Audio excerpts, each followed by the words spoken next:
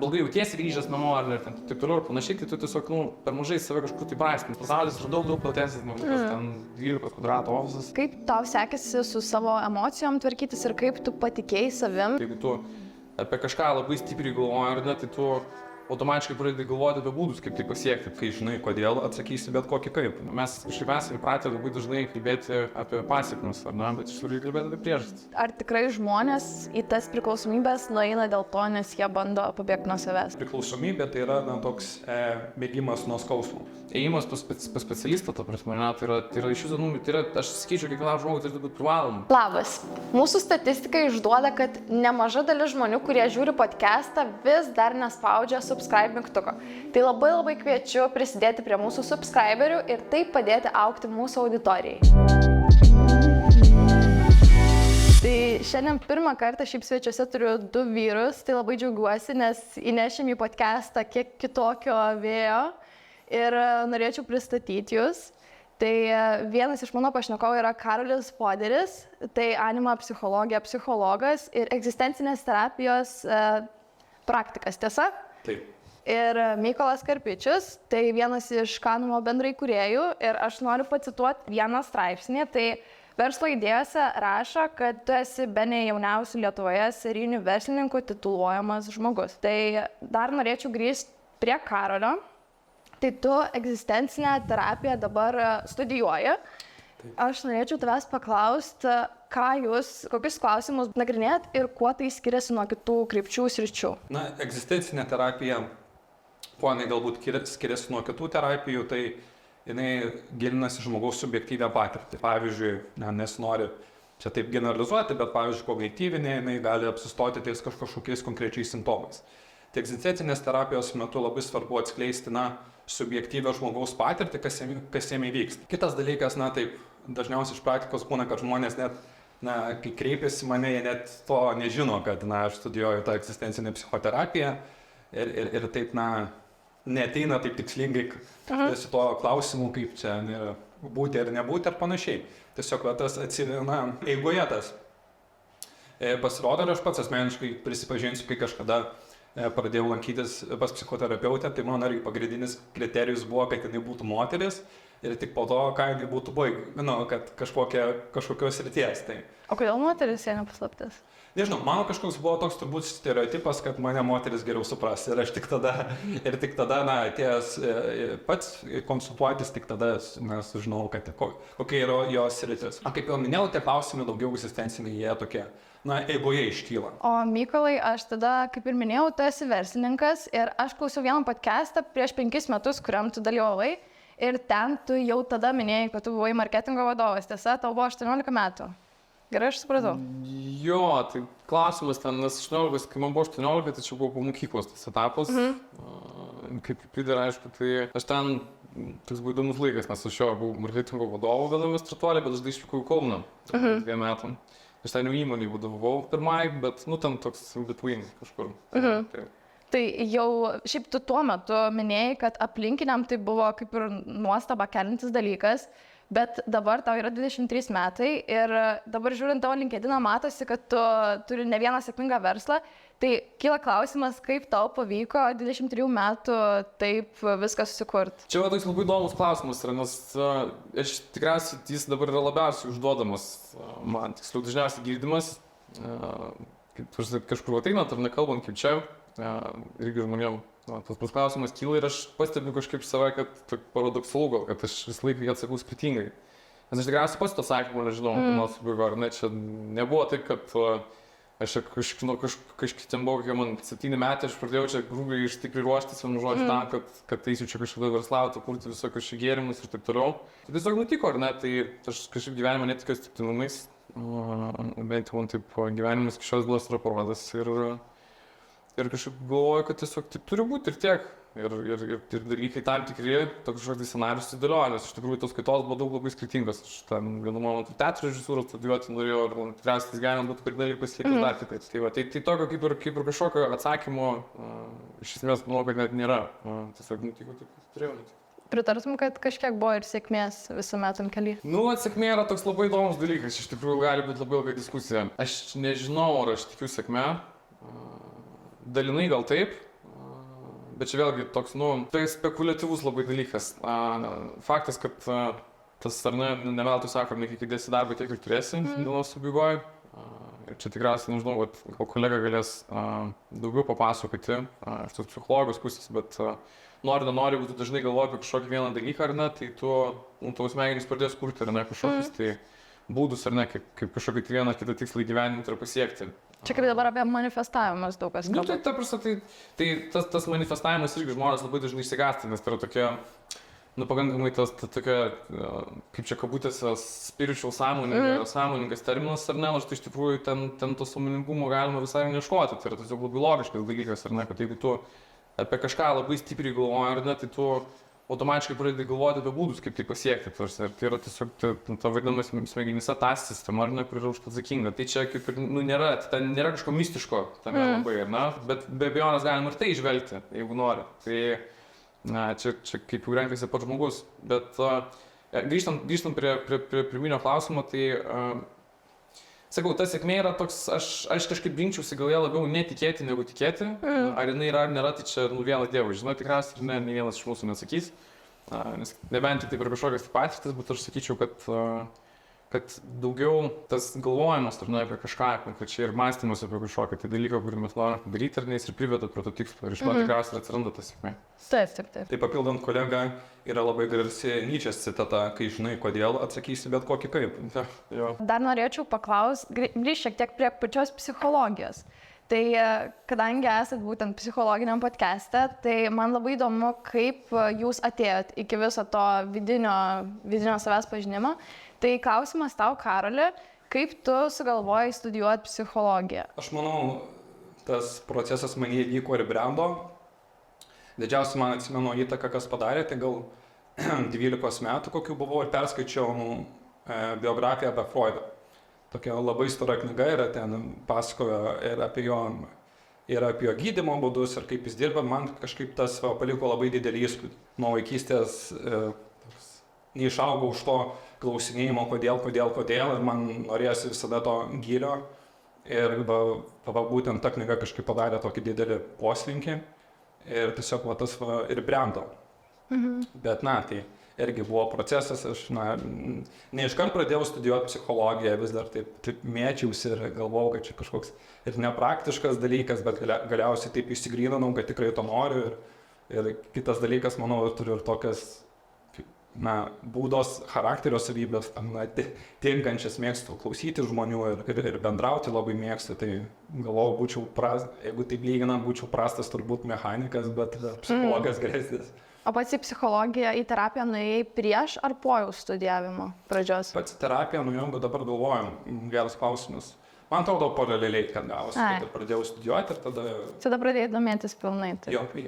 O Mykolai, kaip situacija tavo, kada tu supratai, kad reikia atsižvelgti tą savo vidinį pasaulį ir atsižvelgti savo emocinę savijautą? Tai aš irgi tikriausiai tais klausimais, ar ne, čia toks įdomus dalykas yra, kad tas vaikystėje buvimas tai yra normalu, ar ne, nes tu, kai esi vaikas, tau daug kas yra nori, ir tu pradedi kelti klausimus, bet tikriausiai ties kažkuriuo tai, vaiku ar ne, ten, nežinau, 16-18 jau klausimų nemažėja, ar ne, tada tikriausiai yra toks, sudėtingesnis laikas, ne, pavadinkim taip. Tai pas mane labai daug buvo skirtingų situacijų, kada, sakykime, aš bandžiau remtis į, sakykime, ten, nežinau, terapeutų, psichologų ar įvairių ten kitų skirtingų kažkokių tai atšakas išmanančių žmonės, ar ne, bet tas toks gal didžiausias, sakykime, buvo, gal nesakyti, net neskausmas, bet kai toks shiftas, ar nesakykime, pasikeitimas gyvenimo, tai tada, kai aš tada tokį momentą, kai man pavyko gyveninti kelias veiklas ir kai tu, aš čia kadangi iš tokio kaimo, aš iš tikrųjų esu kilęs, tai tavo tikslas, bent jau mano tikslas, ar ne, per ilgą laiką, tai buvo, kad, tas epogėjas ir, sakykime, ta viršūnė viso ko, kad tu gali padaryti, tu uždirbi daug pinigų, ar ne, tu kai turėsi daug pinigų, tai tavo gyvenimas automatiškai padarys kažkoks tai labai spalvingas ir džiaugsmingas, ar ne, bet dienos pabaigoje, kai tu, kai mes prieš tai kalbėjom, ar ne, apie tą galvojimą, mąstymą, ar ne kažkokių dalykų, kai tu pasieki, ar ne, sakykime, tą tikslą ir tavo visas gyvenimas sukasi aplink tai, ar ne, tai tu gal galiausiai pamatai, kad vis dėlto nėra tiek daug to džiaugsmo, ar ne?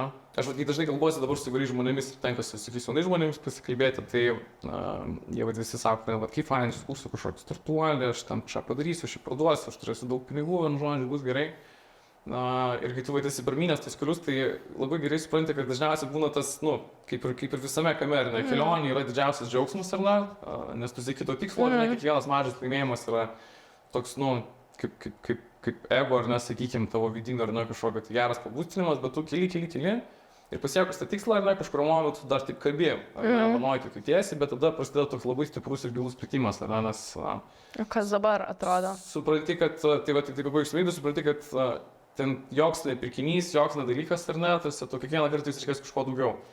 Tai va tuo momentu pasane prasidėjo toks pasikeitimas, pavadinkim, ar ne, kur reikėjo pradėti galvoti, tai ką dabar daryti, nes kaip ir iš kitos pusės netgi žiūrint, kaip ir kurti kažką, ar ne, arba sukurti va kažkokius, va ten, nežinau, gėris, ar ne, ar ten kitus dalykus, jeigu žiūrint iš tos materialios pusės, kaip ir nebelieka tikslo, ar ne, nes ką kažką pradėti, jeigu tas galutinis tikslas, ar ne, ką tu iš to gausi, tau iš esmės jokio džiaugsmo nebeleš. Tai tada atsirado visokių, kažkaip ir visą tai geba sudėlioti, atsirado daug visokių žmonių aplinkui, kurie kažkaip mane vieną kitą pusę nukreipia ir parodė, kad vis dėlto yra daug daugiau gyvenimo dalykų, ar ne, negu tik tai ten skaičiuoti, ar net tos vienus nulius. Tai kaip pavyzdys, Kalnų tikriausiai yra tas per 2 metus toksai sukurtas viso to, kaip viso to apibendrinimas, ar ne, kad tu gali sukurti ne tik kažką, ką tu dėsi ir parduosi, bet tu gali sukurti kažkokį judėjimą, ar ne, sukurti kažką, kas iš esmės gali žmogui ne tik padėti fiziškai, bet ir, kaip čia kalbam, ar ne emociškai, ir padėti žmonėms atsakyti tos klausimus, nes mes kažkaip esame įpratę labai dažnai kalbėti apie pasekmes, ar ne, bet iš tikrųjų kalbėti apie priežastis. O dabar aš norėčiau prieiti prie tos pažeidžiamumo gal temos. Tai kadangi, kaip ir minėjau, pirmą kartą podcast'e turiu 2 vyrus, tai jūs galite man atsakyti iš tą klausimą. Aš esu tokį vaizdą susidarius, kad mūsų ypatingai tėvų karta, jie tikrai bijojo reikšti emocijas, nežinau kaip jūsų, mano šeimoje tikrai. Tai tokie dalykai eina iš kartos į kartą. Tai klausimas, Karoli, pirma tau, kaip tu išmokai nulaužti tą generational traumą ir tiesiog nepabijojai kalbėti ir netgi eiti studijuoti psichologiją? Na taip, dar galvoju, kad labai, kaip čia pasakyti, psichologija toks, galbūt ne kaip nuskambės, bet toks labai nevyriškas mokslas, kadangi dauguma psichologų yra moteris, jeigu nekeistų, kai studijavau, tas santykis gal buvo 1:10 kažkur, tai tam drąsos reikėjo.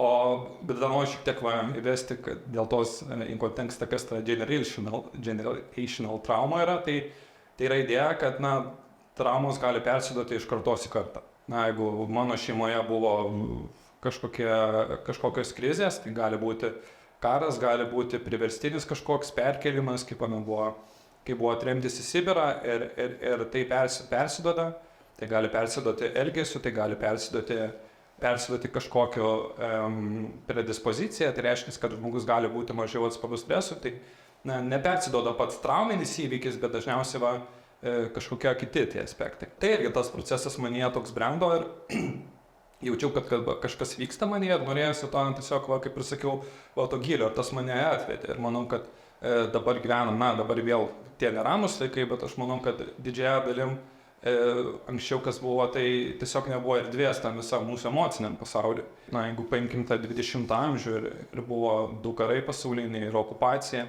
ir turbūt ten, mažiausiai buvo erdvės tam kažkokiam savęs ieškojimui, buvo daugiausia laikoma skiriama kažkokiai bazinių poreikių užtikrinimui. Aišku, dabar sakau, laikai vėl keičiasi tokius sunkesnius, bet tiesiog tas aš jaučiau, kad turiu erdvės ir natūraliai, tas kažkaip, tas pribrendo, kad aš to noriu, kad aš to sieksiu.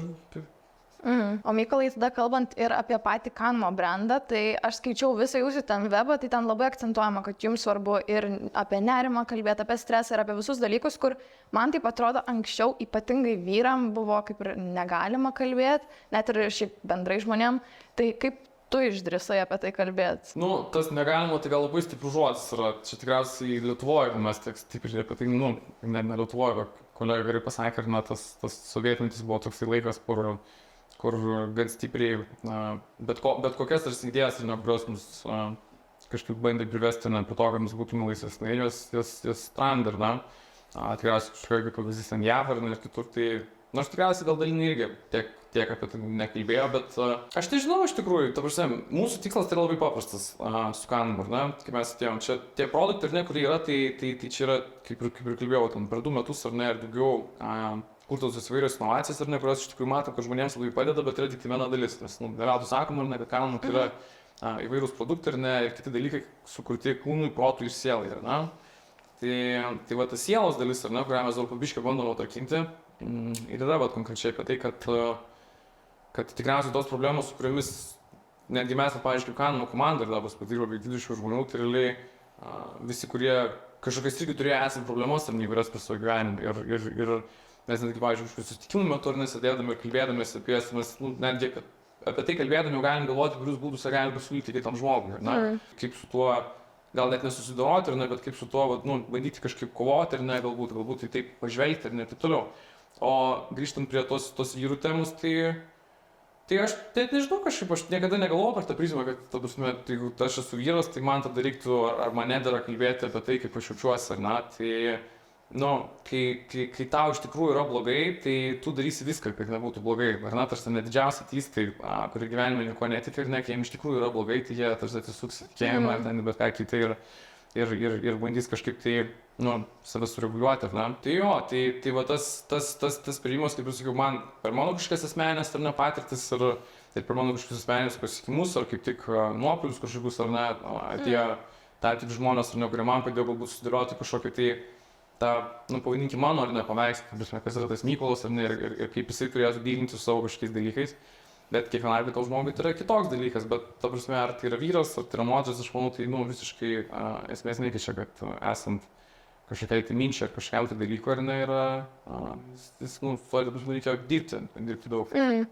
O kaip dabar ir pasakai, kad žmonės tau netgi padėjo suprasti, kas yra tas Mykolas, tai aš ir norėčiau eiti prie mūsų šios dienos temos. Tai pakalbėsim apie savęs pažinimą, supratimą ir tuomet jau priėmimą galiausiai. Tai aš norėčiau pradėti nuo tavęs, Karoli. Aš kaip ir sakiau, prieš podcastą šiaip pasidarau researchą, tai tavo podcastą žiūrėjau, tavo socialinius tinklus pažiūrėjau ir čia nesimato vienas dalykas, tai atskleisiu paslaptį, bet tu turi daug tatuiruočių.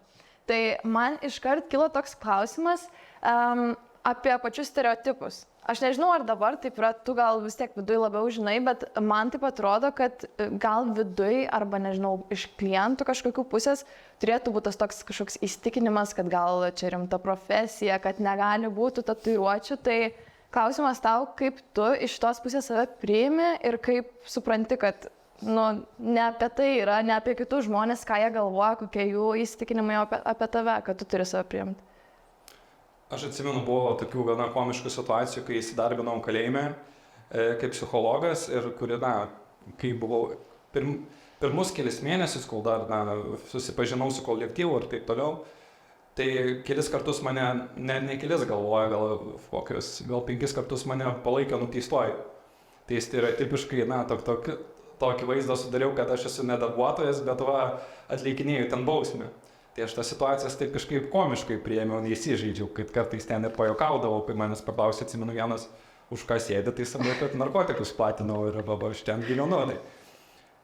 Bet, bendrai, aš stereotipus, žiūriu kaip į žmogaus kažkokį reagavimo būdą ir stereotipai yra, kognityvinis mechanizmas ir buvo labai svarbi mūsų evoliucijos dalis kaip išlikimo, kad greitai apibendrinti kažkokią informaciją. Pavyzdžiui, jeigu aš kariauju ir aš pamatau žmogus su priešingos stovyklos uniformą, aš nepradedu gilintis, gal jis netyčia ten, užsimovė tą uniformą, man reikia labai greitai priimti sprendimus. Šiais laikais tas yra labai, gaju, kaip pavyzdžiui, kaip koks rasizmas, kad aš iš karto tada susidarau per greitą tokią nuomonę apie žmogų, bet manau, tai irgi labai siejasi su tuo, kaip pats žmogus jaučiasi saugiai ir nesaugiai. Man yra tekę konsultuoti ir žmonės, kurie yra teisti už nužudymus, prievartavimus, yra tekę, kur žmonės sėdi iki gyvos galvos, bet aš eidavau, aš niekada nesusidarydavau kažkokio portreto to stereotipinio, kur ten kartais būna, kur žmonės klausė, jie ten galvoja, atsimenu vieną klausė, sako, tai jūs ten per stiklą šnekat, ar ten stovi aplink ten pareigūnai ir jis surakintas ten, ar jis ten tada kaip tu nebijai. Visų pirma, mano darbe tas ir maišytų, visų antra, aš, ką man to reikia, ne, aš matau žmogų prie save ir jis man nieko nėra padaręs ir aš sprendžiu pagal tai, kas vyksta. Nes aš atsimenu, buvo ir tokia situacija, kad atėjo nuteistasis, mes šnekamės ir aš turėjau, jie ten turi tokias knygutes ir aš norėjau jam padaryti įrašą, pasižiūrėti ten kažką. Ir jisai sako, ir aš sakau, palauk, aš nueisiu ją pasimti. Ir jisai sako, tai gerai, ir jisai stojasi eiti iš kabineto, ir aš sakau, kodėl tu stojasi eiti, na, kad tiesiog pabūk čia palauk. Nes jisai jau iš karto galvoja, kad jis į mane jau projektavo tai, kad aš, jausiuosi nesaugusi palikdamas vieną kabinetą, bet jis nieko man nėra padaręs. Tai, kad jisai ten teistas galbūt ir buvo už vagystės, bet, tai nereiškia, kad jisai dabar tą padarys. O grįžtant prie tatuiruočių temos, aš nelabai manau, kodėl mano tatuiruotės turėtų rūpėti kažkam, labiau negu man pačiam. Tai, ir kas liečia tas normas, aš taip jų laikausi, manau, yra vieta ir laikas save išreikšti. Jeigu aš ten, nežinau, sportuoju, tai savo kabinete gal neprisidėsiu hanteriu, nes tai turbūt ir apie mane atspindės, kad aš turbūt tiek kažkaip nesąmoningai dėmesio prašausi. O dabar, Mykolai, norėčiau paklausti tavęs apie tavo kelionę visą, tą profesinę, bet kaip tau sekėsi su savo emocijom tvarkytis ir kaip tu patikėjai savim, nes vis tiek, kai tu sieki tikslų, tai būna ir nuopuolių, ir pakilimų normalu. Tai kaip tu nesustojai ten po kažkokių, nežinau, nepavykusių dalykų ir nesakai, kad viskas, baigiu. Oi, tai ta prasme, nepavykusių dalykų, tai buvo labai daug, kaip pagalvojus dabar iš tikrųjų, bet šiaip iš vienos pusės iš tikrųjų, jeigu tai visiškai nuoširdžiai žiūrint, tai tų nepavykusių dalykų, tai, čia aišku nesispjauti reikia, bet jų nebuvo tokių kažkokių labai mega kritiškų, kur aš užsidėčiau, sakyčiau, viskas. Dabar jau viskas, aš jau nebenoriu, vienu žodžiu, man užteko ir aš jau sakau, jau einu ten, nežinau, keisiu profesiją ir ten darysiu kažką kitą. Jeigu tai visiškai nuoširdžiai, aš, pavyzdžiui, net neturiu tokio kažkokio plano, aš net įsivaizduoju, ką aš daryčiau, negu tai, ką aš dabar darau. Tai čia kažkada mes turėjome tokią diskusiją, kur sėdėjome ir matėme, bandėme kalbėtis čia su partneriu ir kalbėjome savo, tai, jeigu mes sakykim tik tokia situacija, kad kažkas čia globaliai pasikeistų, gal nežinau, ar kažkas ten nesigautų, ar kažkas ten, bet koks force mažoras, žodžiu, ką darytume, tai man nekilo nei viena mintis. Tai galbūt tas kažkuria prasme, galbūt tas mąstymas toksai, kai tu save prirėmė prie sienos, ar ne, ir tu savai statai tokį, arba gausis, arba bušakas, ar ne, tai save tokiu kažkuria prasme galvoju įkaitų laikai, čia tikriausiai pasakytų kolega, kad negeriausias atvejis yra, ar ne, bet jisai dažnai suveikia, ta prasme, kaip žiūrėsi, nes to, kai tu žinai, kad nėra planų B, ar ne, yra tik tai planas A, ir jeigu planas A nesigaus, tai bus viskas, ar ne, tai tu kažkaip dalykai jie pavyksta, ir dėl to, sakau, man tas toksai nebuvimas, tas tiknumo man kažkaip viskas ten taip labai gražiai suseina į tą popierių. Tai va, bet kas leidžia tam tą visą tą kelionę ir tos kitus dalykus, tai pasidalėjo toks dalykas, kad faktiškai nuo 18 tik pradedant, aš kaip ir iki šiol, ne vienu šių draugų nėra, mano visi žmonės aplinka yra tam 35 ir plius, tai draugai, su kuriais aš šiaip aš būnu, ir taip toliau, bet tai nereiškia, kad aš neišgyvenu tų pačių dalykų, kuriuos išgyvenu, bet kuris tik tas ten 23 ar panašaus amžiaus žmogus, ar ne? Tik tai, kad mano, sakykime, reagavimas, ar ne, tam tikras tas susidariusios situacijas galbūt yra kitoks.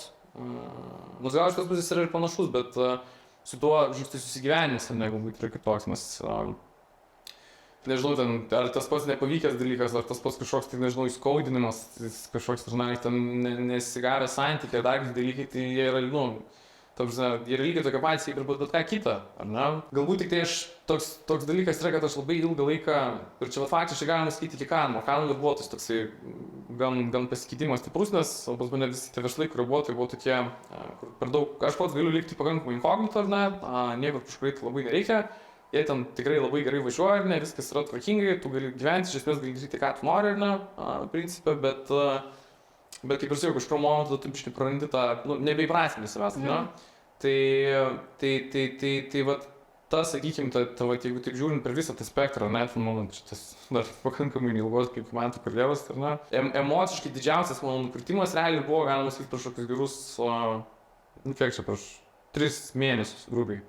Tai buvo tarp 6, tai buvo toks 3 mėnesių tarpas, kur taip viskas buvo vienoje tokiai vietoje, toks, kaip jeigu įsivaizduosim burbulą, ar ne, Ir vat, turėjau pasileisti kanumą, ar ne, ir ten daug visokių mažų dalykų, ar ne, pradarysi, ta prasme, ten, nu, kai tu leidi fizinį produktą, ar ne, tai ten, ta prasme, visas atitikimo grandinai, kiti dalykai ten, tai yra tiesiog, atrodo, atitikimo grandinai yra sukurta, kad jie atsirastų problemas, ar ne, ir tu ten, nuo etikečių, netokių, nuo spalvų, netokių, iki ten dar kažkas, svetainė, ten tekstai, ne taip neveikia kažkas, ir tu turi, tai yra vienas ir dalykas, kur tu tarsi pastoji kiekvieną dieną kovoji, ir tavo, nu, tu stengiasi ten kažkaip nestresuoti, nervuoti, bet tai yra sudėtinga, nes turi labai aišku deadline, kada tu turi pasileisti.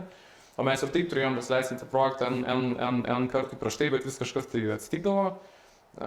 Tada dar asmeniniam gyvenimui, ar ne, visokie kiti dalykai, ten aš tokį išsiskyrimo turėjau ir visą kitą. Ir buvo toks momentas, kur aš, nu, realiai gaunasi, kad grįžti ar ne, pas tave nieko daugiau nėra, kaip tik tai dalykai, ką reikia spręsti, ar ne? Ne kažkokie, ta prasme, aš šiandien padariau tą, padariau, viskas važiuoja, bet tokia, kur tu grįžti ir atrodo, tau dar krauna.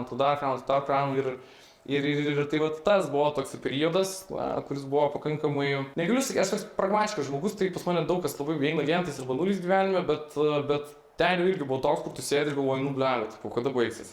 Kada jau bus viskas ir kada jau bus galima jau eiti vienu žodžiu ir paleisti, bet turiu aš irgi tokią moterį, pas kurią aš mėgstu laikti pasikalbėti, kai man būna sunku, tai kaip jinai yra man labai gerai pasakęs, kad dienos pabaigoje, nu, tas toks labai banalus, bet labai teisingas posakis yra, kad ir taip praeis, ar ne? Ir netgi tie patys baisiausi dalykai iš tikrųjų gyvenime, jeigu tu viską žiūri kaip į pamokas, o aš labai tikiu, kad viskas yra pamokas, ar ne? Renato Lajozy sakęs, yra senas kinų filosofas, jis sukūrė 6 tezes apie gyvenimą. Ir viena iš šių tezių yra tokia, kad pasaulyje nėra dualumo, yra tik gėris. Jeigu tarsi baisiausias, ten nežinau, baisiausias žmogus, baisiausias vagis, ar ten žudikas, ar bet kas kitas, ar ne, jis teigia taip, kad tai yra dienos pabaigoje neblogas dalykas, tai yra pamoka. Ir va, aš to kažkaip labai stipriai tikiu. Ir kai tu pradedi gyvenimą žiūrėti per šią prizmę konkrečiai, galbūt yra savęs egoistė, aš nežinau, aš tikiu, kad ne, bet tu pradedi visai kitaip gyventi ir tada tavo gyvenimas ir tavo emocinė būklė, na, kurioje tu esi, mano galva, bent jau, čia tokia mano visiškai empirinė patirtis, bet tau pasidaro geriau, nes tu supranti, kad tai yra gėris, kuris tau ir siunčiamas, ar ne? Kuo daugiau tu pamokų turi ir kuo jis yra baisesnis, tuo tave labiau parašė. Mykolai, tai aš norėjau tavęs paklausti apie gėrį ir kanumą. Tai gal gali papasakot, kokia yra išvis ta idėja, labiau gal iš psichologinės pusės, nes aš netgi, kai skaičiau aprašymą visą, taip labai buvo toks net fainas momentas, kad supratau, jog ramybės chaose idėja ir jūsų idėja yra labai panaši, nes jūs irgi norite atrasti tą tvarką šių dienų chaose, tiesa? Tai jo, gal netvarka, tvarka tai nebūtinai yra geras dalykas, ar ne visur, kai čia toks irgi labai ilga diskusija gali būti, bet kanumo iš esmės tokia, pagrindinė, pavadinkim, ar ne, ta vizija, kurią mes turime ir ką mes iš to norime padaryti, tai yra tai, kad, kaip ir minėjau prieš tai, net yra produktai, kurie yra skirti kūnui, protui ir sielai, ar ne, tai, pavyzdžiui, čia, ką mes turime, tas mūsų gėris, tai yra kūno, ar ne, mes vėl tai esame paaiškę, tai yra kūno nuomonės formuotojas, jis, čia gal po to galėsite ten prieiti prie kažkokių skirtingų naudų ir panašiai, ar ne, bet tai yra ta kūno dalis, ar ne, nes visų pirma, dažniausiai, ypatingai kas liečia žarnyną, ar ne, kaip, pavyzdžiui, mūsų mikrobiomą, ar ne, tai 90% dopamino, kuris yra sugeneruotas kūne, dažniausiai iš žarnyno. Tai yra kūno dalis, ar ne, sakykime, proto mes dalį dar turėsim įvairius grybo produktus, bet apie ką tu kalbėjai, ar ne, apie tą ramybę chaose, tą sielos dalį, ar ne, kurią mes turime, kuri mums iš esmės yra labai svarbi. Tai tikriausiai gal nesvarbiausia iš visų kažkuria prasme, nors jos, kaip ir dalinasi to lygiai, ar ne, ta bendra visuma yra tas kūnas, protas ir siela, ar ne, bet šių dienų pasaulyje, ar ne, kai yra labai daug tų neramumų visokių, ar ne, kai mes visi labai dirbam, lekiam, ar neskubam ir negebam labai paprastai, taip, sakykime, įsižvelgti ar ne į save ir sustoti šiek tiek ir pagalvoti, kas yra ne taip, dėl ko aš jaučiuosi blogai, dėl ko aš jaučiuosi gerai, analizuoti savęs, tai mes norim tiek to klausimų padėti. Ir kanumo tikslas tai yra iš esmės kelti klausimus, ar ne, tai yra mūsų numeris 1 misija, ar ne. Atsakymų iš esmės niekas kitas nežinom, tik tai mes patys, ar ne, apie tam tikrus dalykus. Tai mes niekam ir nebandome piršti kažkokių vienų ar kitokių tiesų, mes tiesiog norim kelti klausimus, ar ne, ir iš esmės kalbėti apie tai, kad pasaulyje mes labai dažnai visokiais skirtingais būdais ar nebandome jau gydyti, ar ne, arba bandome sutikti su kažkokia ten diagnozė, su pasiekme, ar ne, bet mes kaip tik norim šiek tiek iš kitos pusės pažvelgti ir pasakyti, kad kodėl mes negalim kalbėti apie tai, dėl ko dalykai atsiranda, dėl ko pasiekmės atsiranda, ar ne, tarsi bandyti kelti klausimus, galbūt ir labai nepatogius klausimus kelti klausimus, ar ne, bet būti tais, kurie vat, galėtų per įvairius kitokius būdus, negu kad mes esame pratę ir ne vat, bandyti grįžinti tą ramybę chaosą. Tai va tokia kanama yra ta mintis, tokia gan ilga, bet, nu, vat, principas yra toks. Bet čia vėlgi gali, ta prasme, keistis, to ir yra gražus. Taip, žinoma. Taip. O dabar norėjau paklausti apie pačią kūno tiesiog tą naudą. Tai ir mūsų operatorė Ugnė kaip tik šiandien minėjo, kad jos tarpe žmonės išbandė tiesiog pirmą buteliuką, žinai, kai būna nusipirkti naują produktą, pabandžiusi. Taip. Bet sakė, po pirmą iškart turėjo problemų su virškinimu ir iškart pirko antrą. Tai būtent tam ir padeda, tiesa. Tai yra viena iš dalių. Tai, mūsų žarnynas tai yra toks labai iš tikrųjų įdomus ir labai toks sudėtingas dalykas. Tai aš, jokiais būdais nesu kažkoks tai mokslininkas arba nesu daktaras ar tos pusės specialistas, tai aš negaliu komentuoti per tą prizmę, bet realiai tas mūsų produktas, ką jisai daro, jeigu taip labai supaprastinti kalbant, tai yra tai, kad kai mes valgom, ar ne, labai dažnai mūsų šių dienų iš esmės tokia gan didelė problema yra tai, kad mūsų mityba yra labai bloga, ar ne? Mes labai dažnai valgom ne tokį maistą, kokį reiktų valgyti, ar ne, visi ten boltai ir panašiai, tarsi tai yra, tiesiog iš vienos pusės tarsi ir žymiai paprasčiau, negu kad pačiam gamintis ar tam pačiam prižiūrėti, ar ne, bet mes valgom labai daug tokio maisto, kurio maistinių medžiagų mes net nepasavinam, ar dėl ko mes valgom daug dažnai, ar ne. Tas visas noras valgyti, ar ne, vėlai vakare ir snekinti, ar ne, tai labai dažnai iš to ir ateina. Tai visokie obsesiniai valgymai ir panašiai. Tai visų pirma, ar ne, ką tas mūsų probiotikas daro, ar ne, šitas gėris, tai yra tai, kad jisai leidžia atrakinti daugiau tų maistinių medžiagų ir leidžia labiau įsisavinti maisto medžiagas į kūną, ar ne. Tai tokiu būdu, kas liečia ten tą pilvo pūtimą, ar ne, kas liečia virškinimo kažkokias tai problemas, ar ne, kas liečia potencialiai miegą, ar ne, dėl to, kad tau virškina žymiai maistą geriau ir tau jisai ten nebūna per naktį, ar ne, ir tu gali tada geriau ir giliau miegoti, ar ne, kaip pavyzdys, visa tavo ir emocinė savijauta yra labai nuo to priklausoma, ar ne, čia vakar labai naujas podcastas išėjo, labai geras, bet neatsimenu to bičio pavardės, bet ten, ir čia gal kažkaip galės tą pačioj prilinkinti, jeigu ką, po to galėsiu duoti, tai, bet ten yra žiauriai krūtas reikalas, ten yra labai rimtas daktaras, kuris konkrečiai kalba apie žarnyną, ar ne, tarsi ir kalba apie tai, kaip tai gali stipriai įtakoti mūsų emocinę būseną, ar ne, tarsi ir reikia suprasti, kad būtent tai, kuo mes maitinamės, ar ne, ir būtent tas mūsų žarnynas, tai yra 90% to dopamino, ar ne, arba tos gerosios emocijos, kuris sukuriama yra ateina būtent iš čia, ar ne. Tai neveltui aš sako, kad ką tu valgys, to tu pats ir pataps, ar ne, kažkuria prasme. Tai vat su gėrimas bandom kažkaip padėti su šitais dalykais, bet padėti labiau savinti maistą, ar ne, ir padėti vat kovoti su tokiais dalykais, kas yra susijęs su žarnynu. Tai, tarsi mes čia per gruodžio 1 pasileidę per 4 savaitės iš tikrųjų visiškai nudužėm ir uždominavom tą visą rinką iš tikrųjų ir labai jau daug žmonių pabandė to gėrio ir kol kas dar, neturim nei vieno, kuris būtų sakęs, kad jam kažkaip tai nebūtų kažką tai padėję ar kažko tai pakeiti. Nice. Tai iš tikrųjų rezultatai yra labai jaučiami. Aš netgi vakar, kai reikėjo nufilmuoti video, tokį 30 dienų iššūkį darysim to gėrio, nes daug žmonių yra, kurie jungiasi. Tai aš pafilmavau tą video, nes nesigavo iš pirmą kartą, tai išgėriau 4 tos šotus vieno po kito ir tarsi jau tu fiziškai jautiesi kardinaliai kitaip, ta prasme, ir tu jauti, kad ten procesai to visą vyksta. Ir tu nori tualetą daug dažniau nueiti ir panašiai. Tai dėl to labai džiaugiamės, nes 2 metus užtruko šitą kelionę su šitų konkrečiai produktų. Tai tiek laiko išdirbinėjot visą tą patį? Jo, tai ir iteracijos produkto keitėsi, mes pradžioj dar kitus dalykus leisti, tada keitėsi idėjiniam lygmenį, keitėsi tada atsiradusi tas kūnas, protas, siela, ar nesirado tie klausimai, atsirado žmonės kitiem. Ir aišku, pats produktas, ta prasme, nes tai yra, tu gali turėti kokius nori nuomonės formuotus, kokius nori partnerius ir belenką, ką nori, bet jeigu produktas ir savęs nėra geras, tai tarsi tu ilgai rinkoje neišbūsi. Ir apskritai tarsi, tai nėra, mūsų tikslas yra, kai mes leidžiam, mes turim turėti patį iš esmės geriausią produktą rinkoje, koks yra, ar ne apskritai. Tai tarsi tokį dalyką mes norim padaryti, tokį dalyką mes padarėm. Tarsi mes turim virš 120 skirtingų gerųjų bakterijų rūšių savo gėrimą, ir net tarsi, kai ten kiti turi 20-30 kaip pavyzdys, tai čia yra jau tarsi kardinalus ir stiprus gėris. Ir nežinau, šiaip ar teko ragauti, kam tų probiotinių gėrių, bet dažniausiai būna labai neskanus. Yeah. Kvapas būna labai negeras, toks, nes tai yra toks labai kaip kefyro, toks užsifermentavęs. Čia yra toks, kaip mes sakom, labiausiai panašu į kombučą, ar ne, toks gazuotas, kažkuria prasme netgi limonadinio tipo gėrimas, kurį yra tarsi, jie nėra neskanu negerti. O kodėl grybas? Nes aš kai pamačiau iš tikrųjų jūsų komunikaciją, žinai, kai buvo ta pirma banga, aš apie tai kalbu, aš įsivaizdavau, kad iškart ir pavadinimas man toks, galvojau, bus CBD kažkas, brandas kažkoks. O Kodėl? Tai taip ir yra, dėl to, kad tai su Kanumo, taip ir buvo, mes norėjom pradžiai daryti, nes turėjom prieš tai patirties kanapių produktus, nes Kanumo ant to yra. Aš kai galvojau pavadinimą, tai čia gal prieš 3 metus buvo, tai Kanumo šifruojasi taip, kad kan tai yra nuo cannabis ar ne, tas nuo kanapės, o umo tai yra nuo latiniškų žodžių imunitetas. Tai Kanumo dėl to ir gavosi tokia sandara 2 žodžių, bet kažkaip tas pavadinimas liko, bet produktai keitėsi ar ne, dienos pabaigoje. Tai vat jo, yra probiotikai ar ne, probiotikai su grybais nieko bendro neturi, jeigu ką čia perkate, reikia suprasti, tai čia yra visai kiti dalykai, bet grybų konkrečiai dabar ta kita pozicija, kurią mes dar sausį paleisim, tikriausiai mes turėsim tos produktus, manau, jie bus prekybai, kai išeis tas podcastas, tai ten yra jo kita tema dėl to, kad grybai iš savęs yra labai įdomus dalykas, mes kaip žmonės esame kilę iš grybų ar ne, iš to fungus ir jau yra milijardai skirtingų rūšių ir variantų ir variacijų, tai prasme, ir tai yra dar toks, pakankamai neseniai mūsų pradėtas atrasti gėris, dalykas. Ir aš kažkaip iš tikrųjų tikiu, kad mes turime labai daug dalykų gamtoje, kurių mes dar galbūt nesam visiškai prasmingi arba nežinom, kaip naudoti.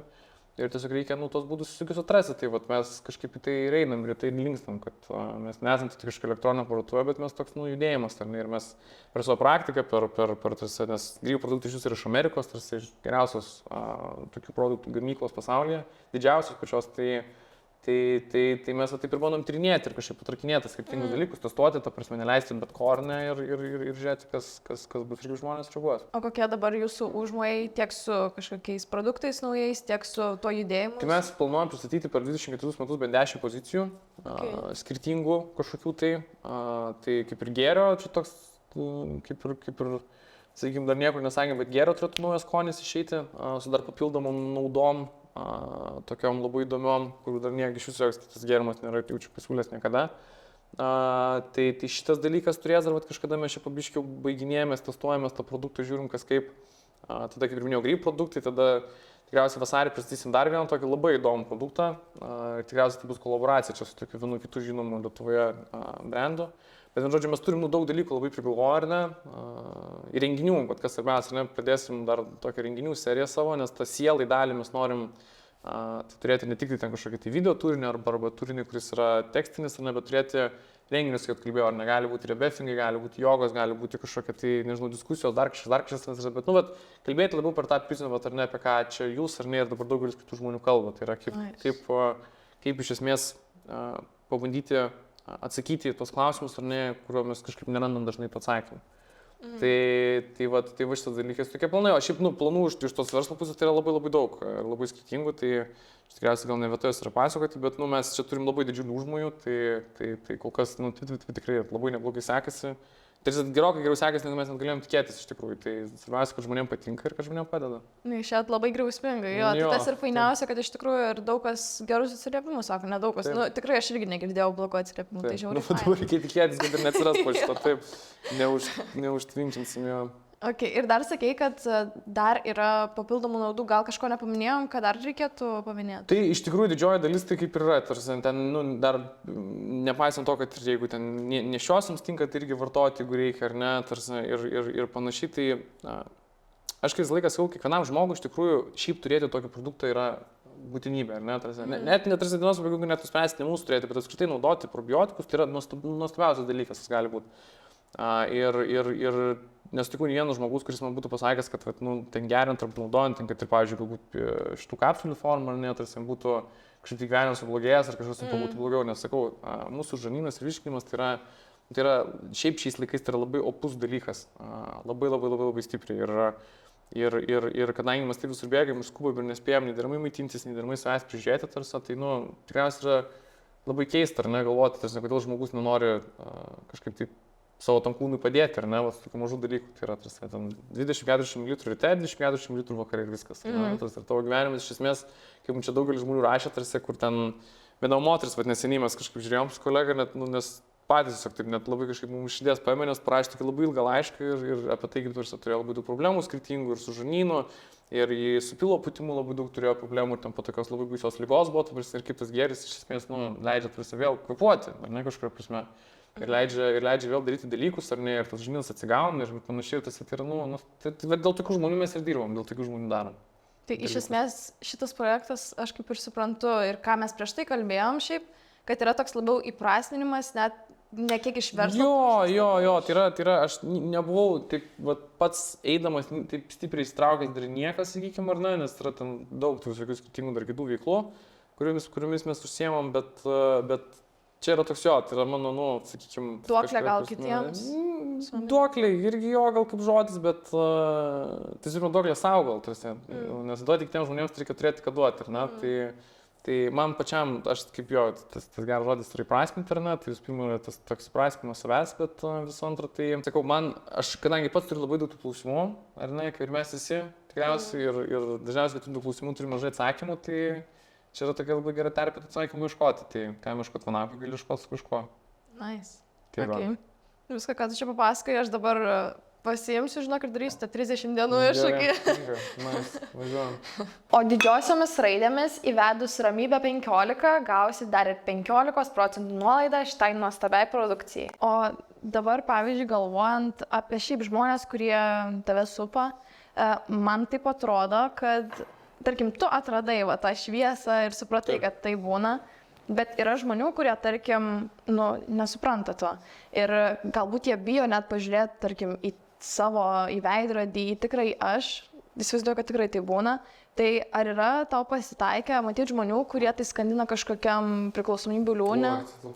Ir kaip manai, kodėl? Čia nėra skandinimas, tai yra visų pirma, tai yra bėgimas nuo realybės. Tai yra bėgimas nuo realybės, kai yra sudėtinga iš esmės susidoroti su tomis mintimis, kurios tu turi kiekvieną dieną, ne? Tai čia net nėra kažko kas liekta, ne? Tarsi, mūsų tarp ir net tikriausiai, manau, vieniši beveik, tai yra, ta prasme, klubai visi šeimai tai yra labiau pliuru, ne? Ir aš tai tarsi nesirbu, aš turiu lygiai tokį patį etapą ir pakankamai ilgą, prieš tai taip pat bėgau nuo tos realybės, bet aš tai nemanau, kad tai yra kažkas, ta prasme, nėra blogai turėti tokį etapą. Na, aš, pavyzdžiui, mano kolegos, kuriuos aš turiu tokių ne vieną, kažkaip sakau, vis taip sudėlioju, tokių žmonės, kurie net 15-20 metų, tarsi negeria, nevartoja nieko ir gyvena tikrai labai nuostabų ir gerą gyvenimą. Bet tai nereiškia, kad tai yra su tuo yra kažkas blogai, nereiškia, kad tai yra blogai, ten nežinau, gerti. Aš kaip turėdamas vyninę, tai net negalėčiau sakyti, nors pats alkoholio nevartoju kurį laiką, bet tas bėgimas nuo realybės, tai kaip jūs sakot, ar ne, tai yra, kai kartais gyvenimas tu duoda tokių labai tokių blogų momentų, ar ne, ir dar ypatingai, kai tu bėgi nuo tos realybės, aš toks paradoksas, kad jeigu ten, pavyzdžiui, tu savaitgalį, turi kažkokį tai tą vakarėlį ar ne vakarėlį, tada reikia bent minimum 4 dienų, kad tavo kūnas atsistatytų, bet labai daugelį žmonių per tas 3-4 dienas tada vėl grįžti į tą realybės bėgimą, nes tau reikia pabėgti nuo bėgimo nuo realybės. Toks labai paradoksalu gaunasi, bet mes bėgam visi, ar ne? Bėgam nuo kažko, nes yra sunku pasižiūrėti. Tai faktas, kad daug labai žmonių pažįstu. Ir tikriausiai yra labai daug žmonių, kurie negali savo problemų pripažinti, ar ne? Kurie negali pripažinti, kad yra kažkas ne taip, kurie jaučiasi nelaimingi ir labai dažnai kaltina kitus. Dažniausiai kaltina kitus, ar ne, kad problemų priežastis yra aplinka, ar ne, ten, nežinau, nepasisekė kažkokie dalykai, o kažką ten padarė, taip toliau. Tai yra nenuginčiamas faktas, tai yra, aš manau, tokia kažkokia konstanta, kuri nesikeičia, ar ne, pasaulyje. Tai yra labai nedidelis kiekis žmonių, ar ne, kurie, pradeda lasatės, pradėti labai sudėtinga.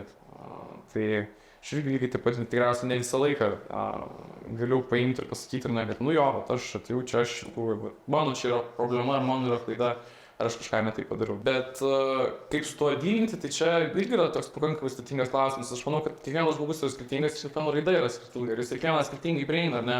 Bet aš kaip ir sakau, dėl grįžti to pačio, to atsitiktinumų nebuvimų, kad vien iš mano praktikos, iš mano aplinkos, aš tikrai daug tų vaikų žmonių pažįstu ir kuriems labai pasisekė, ir kuriems labai nepasisekė, tai kažkurio momentu visus tos žmonės gyvenimas papurtė vienaip ir kitaip. Ir papurtė būtent per tas vietas, kur tas žmogus kažkaip arba pats neišvelgia, ar ne, arba jis išvelgia, bet dėl to nieko nedarė. Tai kažkaip vis tiek ateina ir jos taip labai gerai pakrato, kur tu nebeturi galimybės atsigręžti, ar ne, ir ten bandyti vėl į to pačiu keliu, bet tu kažką turi keisti.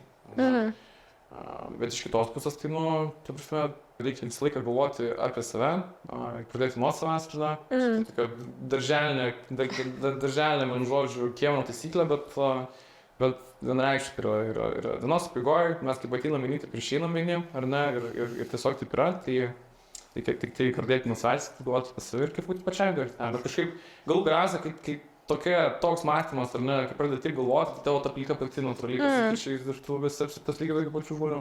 Visiškai pritariu. Ir šitą temą nebereikalą paliečiau iš tikrųjų, aš radau vieną straipsnį, Karoli, tavo apie priklausomybės ir dar radau vieną citatą mano daktaro svetainėje. Tai aš ją pacituosiu. Save pažinti reikia drąsos, nes pažinimo ir pokyčių kelias pilnas įvairių iššūkių. Tai visą tai apibendrinant, susijęjant, norėčiau ir paklausti, ar būtent tos priklausomybės atsiranda iš noro pabėgti nuo savasties kažkokios? Na, iš tokio egzistencinio požiūrio kampo, kabutėse, priklausomybė atsako visus tavo klausimus gyvenime, nes tau nieko nereikia gyvenimo galvoti, kad pavyzdžiui, ką šiandien veiksiu, kas yra gerai, kas yra blogai, ir atsakyti tūkstančius kitų klausimų, kurie, natūraliai kelia stresą ir reikia jos labai apie daug ką galvoti.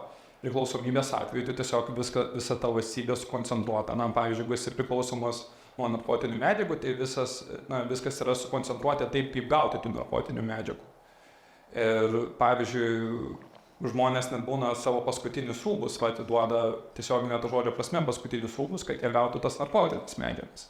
Tai tau gyvenime realiai nebelieka apie erdvės apie nieką galvoti, tai tu galvoji tik tai apie taip, kaip, kaip ir sakiau, priklauso nuo substancijos, nuo kurios esi priklausomas. Tai tik belieka galvoti apie tai. O bendrai, taip trumpai tariant, priklausomybė tai yra toks bėgimas nuo skausmo. Yra dabar tyrimai, kurie yra labai stiprus įrodymai, kad pavyzdžiui, žmogus, kuris kad smegenys reaguoja į emocinį skausmą ir fizinį lygį toj pačių smegenų dalyje. Tai reiškia, kad jeigu žmogui dursi peiliu arba prieš jį smurtausi kažkaip psichologiškai, tai reaguos tokia pati smegenų zona. Ir, ką žmonės daro, kaip jiems skauda, jie bando kažkaip malšinti tą skausmą. Ir, geriausias pavyzdys alkoholis yra, nes alkoholis iš esmės irgi tai yra kaip anestetikas, skausmo malšintojas. Ir anksčiau medicinoje jis buvo naudojamas, prie medicininių kažkokių operacijų, tik tai, dabar mes naudojame tos kitus anestetikus. Ar tikrai žmonės į tas priklausomybės nueina dėl to, nes jie bando pabėgti nuo savęs? Manau, kad dauguma atveju taip, kad tai yra bandymas arba pabėgti nuo savęs, arba nenorėjimas priimti realybės. Bet kaip dar kartą pasikartosiu, kad tai, jiem dažniausiai dėl kažko skauda. Žmonės ne iš gero gyvenimo pradeda vartoti narkotikus ar alkoholį ar kitas substancijas. Viena dar galvoju iš tokių socialiai priimtinų priklausomybių yra tai priklausomybė darbui, kad yra mūsų visuomenėje labai skatinamas tas darbas, bet iš esmės labai tas mechanizmas priklausomybės yra visiškai identiškas. Ir galvoju iš savo patirties, tai galvoju nei vieną, nes kartais būna, kad tokias šiek tiek su stereotipai susiduriu, kad ten, pavyzdžiui, alkoholį pradeda vartoti žmonės dažniausiai iš kažkokių asocialių šeimų, bet praktika rodo visiškai kitaip, kad žmonės, tai nėra kažkokie susiję labai kintamieji. Taip yra galima sakyti, kad kur yra didesnis skurdas, yra didesnė priklausomybių rizika, bet iš esmės nei vienas nesam apsaugoti. Tai dabar eisim prie laiškų. Tai pirmas laiškas yra toks. Manau, dauguma susiduria su overthinking problema. Pas mane pastaruoju metu ji labai stipriai augusi, todėl man sunku save stumti į priekį. Dėl to sunkiai sekasi apginti savo nuomonę darbe, tai liečia ir antros pusės paieškas, kadangi visada galvoju, o jeigu. Ir tada dingsta drąsa, atsiranda nepasitikėjimas savimi. Taigi klausimas būtų, kaip susitvarkyti su overthinking problema, kuri mane stabdo daugelį situacijų. Tai, Mykolai, norėčiau tavęs paklausti tokio žmogiško klausimą. Ar tau tenka, ar teko su to susidurti? Oi, faktas, tai ta prasme. Ar nėra dabar šito tokio dalyko, kad tai aišku diskusija ilgai, kad visi mes overthinkinam, ar ne, tikriausiai. Vieni daugiau, kiti mažiau, bet labai. Ir aš labai suprantu tą žmogų, kuris apie tai kalba, nes tas pergalvojimas dalykų, ar ne, tai yra, kuris tikriausiai bent jau mano, gal man, ar ne, jeigu taip žiūrint, sakau, tokios visiškai empirinės patirties labiausiai maišus, tai yra tai, kad tu yra labai sudėtinga priimti bet kokius sprendimus, ne? Kas ir šiaip yra pakankamai aišku, nes kai tu labai daug galvoji, pas tai yra labai daug opcijų, ar ne, ir tada tu negali priimti tam tikrų sprendimų, kai to nepriimi, ar ne, tada galbūt kažkas nesigauna, jeigu nesigauna, tarsi domino efektas gaunas, ar ne, jeigu skirtingų dalykų. Mes šiaip iš tikrųjų, jokiais, bet labai tyrinėjom šitą dalyką pas save, ar ne, darbuose, nes aš pažįstu keletą žmonių, pavyzdžiui, kurie turi tą patį bipolinį ar nesutrikimą, tai toks, nu, šiaip tas pergalvojimas yra gan dažnai pasireiškintis būtent, aš sakau, bipolinių sutrikimų turinčių pas bipolininkus ar ne žmonės. Bet aš kaip čia sako, tą kabutės diagnozę aš tai laikau kaip super gali iš tikrųjų, nes dažniausiai žmonės labai daug gyvenimo pasiekia, labai daug padaro ir sugeba tai sukontroliuoti, bet aš kaip asmeniškai, tai aš turiu radęs turiu tokį, nu, kaip čia susikūręs tokius Mykolo, vienu žodžiu, būdus, kaip kovoju, ir mes su tuo, gal negeras žodis yra kovoju, bet kaip kažkaip bandau tą nukreipti, tai aš turiu daug įvairių praktikų, kurias darau. Kuriuos galiu rekomenduoti, tai visų pirma rašymas yra iš tikrųjų, tai yra pats paprasčiausias dalykas, bet labai gerai veikiantis, tarsi rašyti yra tikriausiai, nu, aš nežinau, kodėl daugelis žmonių to nedaro, ar ne? Aš, pavyzdžiui, atsimenu, kad žiūrėjau situaciją, kai man kažkada buvo labai blogai prieš 3-4 metus, ar ne? Ir tai visą laiką man pasireikšdė ne iš daro pusės, nes kaip žinia, visą laiką darbais, kas eidavo gerai, bet kažkur kitoje vietoje palūžti, ar ne? Nes reikia nepamiršti, kad tau dar ten, nežinau, tada buvo dar 20 metų to pačiu, ar ne, ir tu dirbi, bet pas tavai šiaip yra, dar kitų dalykų, tu prasme, kur tu turi, šiaip kaip 20 metais pasiimti apskritai, ir ne, ten, pirmą kartą nueiti ten, pirmą kartą susipažinti su tuo, pirmą kartą patirti tą, ir taip toliau. Ir tas klausimas yra visiškai vienodas, dar didesnis, jeigu kažkas ten nesigauna, kaip ir kalbėjau prieš tai. Tai vienu žodžiu, grįžtant prie atsakymo, rašymas yra numeris 1, tai aš tada labai daug rašiau ir dabar labai daug rašau, ir rašymas labai stipriai man padeda ir ten įvairios praktikos nuo to, kad aš savo atleidžiu dėl rašymas laišką savo, ir kaip pavyzdys, tarsi, tai yra nuostabus dalykas, nes tu gali, savo sakyti dalykus, ir ne. Ėjimas pas specialistą, ta prasme, ne, tai yra iš jūsų, tai yra, aš sakyčiau, kiekvienam žmogui tai būtų privalom, ar ne, bet dėl to, kad žmonės labai dažnai žiūri tą ėjimą pas psichologą, ten psichoterapeutą kažkokią, bet kokį kitą žmogų, ar ne, kaip į kažkokį tai, savęs žeminimą, ar ne iš vieno žmogus įsigirdėjęs, nes jeigu aš žinoriškas, aš turiu problemų, ar ne, šitas mindsetas pas daugelį yra, bet vienos pabaigoje, bent jau man asmeniškai, tai yra tas pokalbis, ar ne, su specialistu, tai yra visų pirma pokalbis, kuris tavęs visai neįpareigoja, ar ne, tai yra žmogus, kuris yra visiškai šone kažkur, ar ne, kuris yra toli, kuriam tu gali sakyti nuoširdžiai viską, ar ne, nes tu sutikdamas draugais, tu dažniausiai viską nekreipi, bet tu atsirenki, ne ką tu sakyti, ko tu nesakyti, bet čia yra žmogus, kuriam tu gali paimti tą prasme, ar ne, ir nusimesti, ar ne, tarsi tą visą savo, kad ir kaip negali skambėtų, nes žmonės tai ir, save ar ne visiškai išlieja, bet čia ir yra ta magija, tai yra, žmonės angelai, ar nes jis sėdi ir tarsi kiekvieną dieną klauso, kaip tu jam paėmė ir visą tą savo skausmus, visus savo dalykus, kaip nežinau, kaip iš pirkinių maišų tarsi produktus išmeti ant stalo, ir jie tarsi bando kažkaip tai atrušiuoti ir sudėlioti. Tai čia yra toks dalykas, tai rašymas tada, ar ne? Ir aš turiu savo daug tokių visokių dalykų, labai daug skvapavimų, tai aš labai kiekvieną savaitę važiuoju ir darau rebefingo sesijas, tai yra toks specialios skvapavimo technika, tai čia man labai patinka tas dalykas.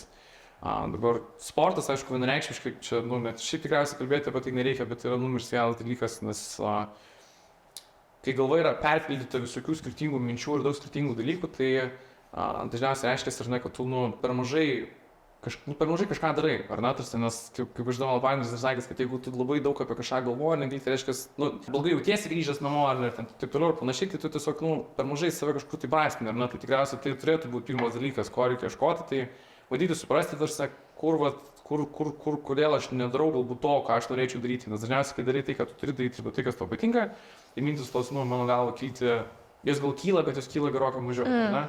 O gyvenimas duos pabaigoje, tai reikia atsiminti, mano bent jau taisyklė, tai yra epizodai, ta prasme, ir jau būna visokių.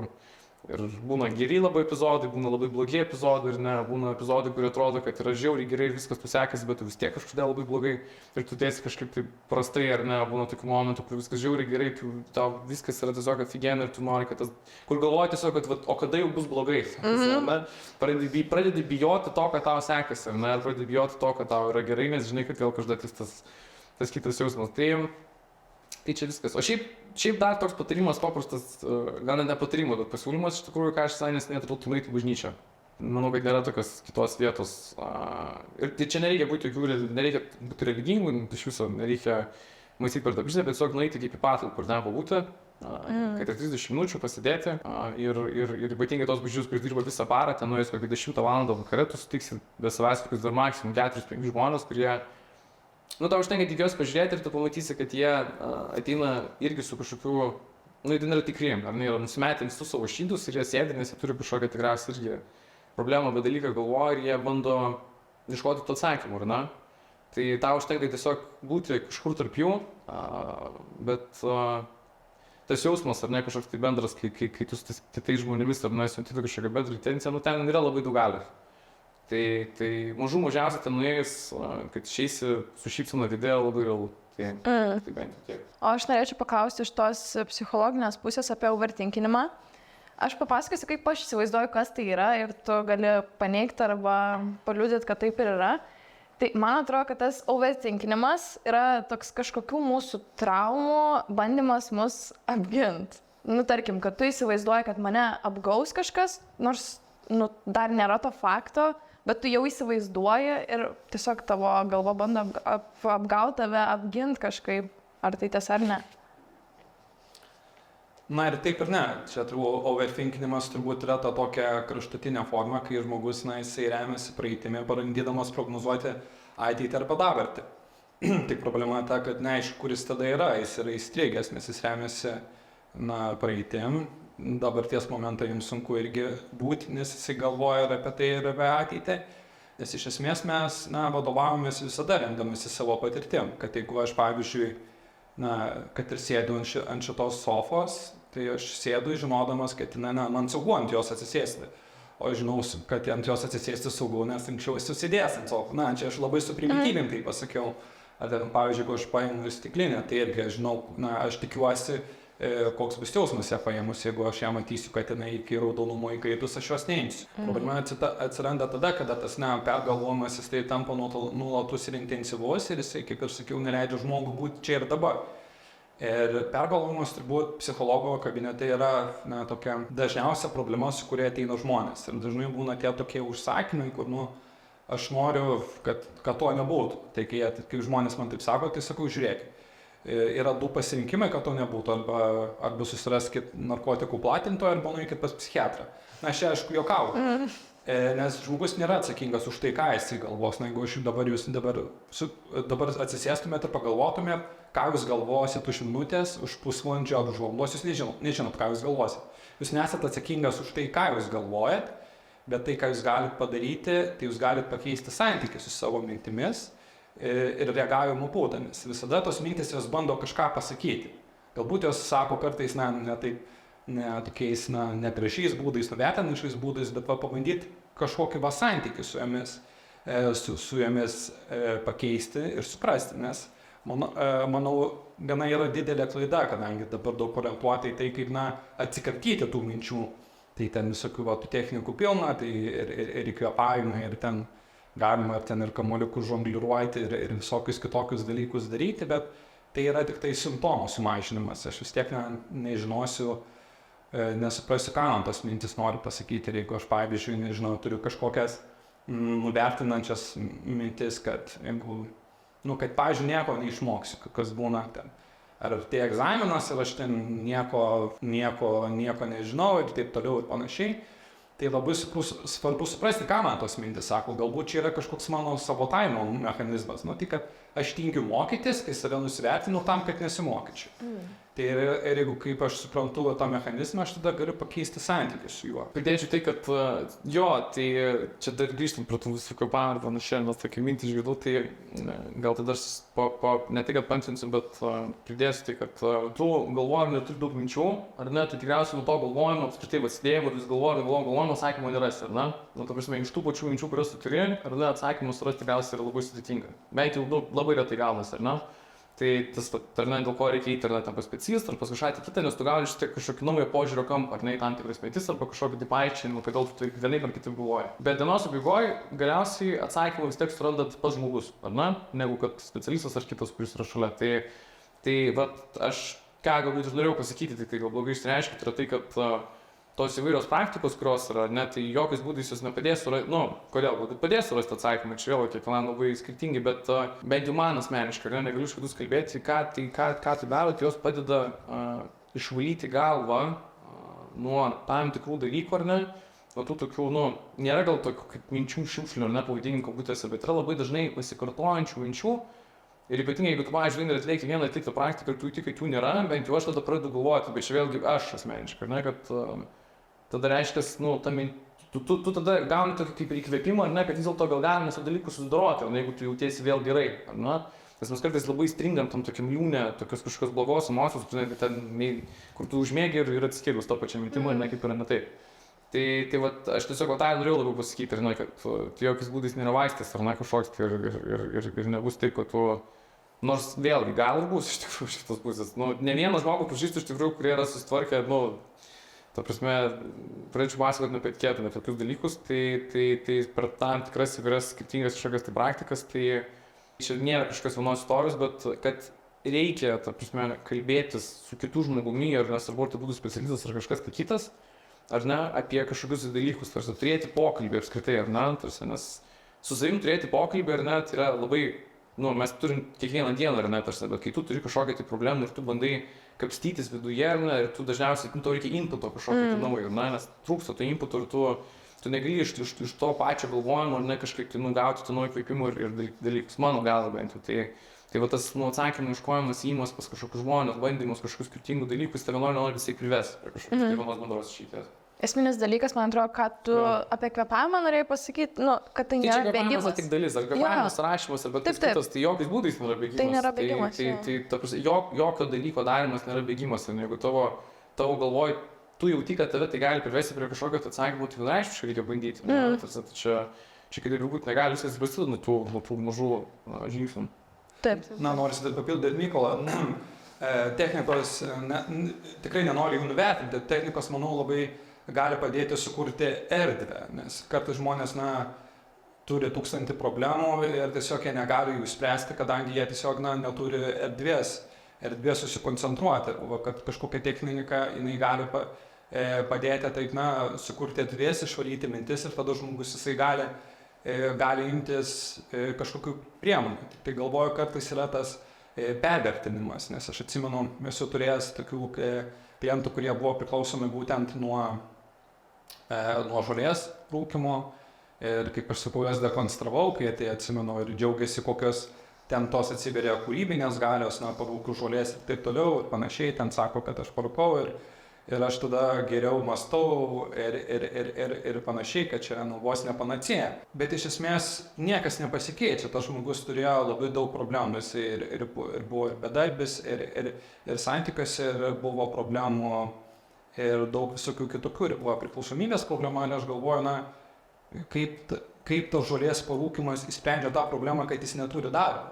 Arba kaip tas žolės parūkymas įsprendžia tai, kad jo santykiai yra prasti ir visas kitas problemas. Jis tiesiog tuo momentu negalvoja apie nieko ir jam atrodo, kad tai padeda. Tai savaime nieko nepadeda, tai sukuria dar daugiau problemų, bet išjūrint ir tokios galbūt pozityvesnės pusės, jeigu jis sugebėtų ten tos parūkės žolės, aišku, čia tikrai to neskatinu, bet kažkokių toliau veiksmų imtis, nes natūralu, kad kartais žmonėms būna per sunku kažką daryti, tiesiog jie jaučiasi kaip prispausti medžių ir jie nežino už ko griebtis. Tada kartais ir medikamentai padeda, bet tai irgi neturi būti toks vienadienis, nuolatinis sprendimas. Tiesiog tas, kaip sakau, tos erdvės sukūrimo imtis kažkokių veiksmų. Man atrodo, šiaip visame tame labai daug sąmoningumo reikia iš tikrųjų tiesiog.